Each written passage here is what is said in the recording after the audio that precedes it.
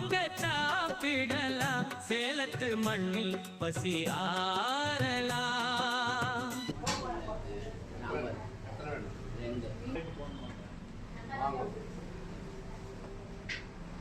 யாருக்கு சாப்பாடு? உங்களுக்கு இங்கே சாப்பிட்றீங்களா கொண்டு போறீங்களா? ஏன் இங்கே சாப்பிட மாட்டீங்களா? இந்த டீ குட்டி எத்தனை இருக்கு? சரி வாங்கிக்கோ, நாளைக்கு வாங்கிக்கோ. சாப்பிட்றீங்களா?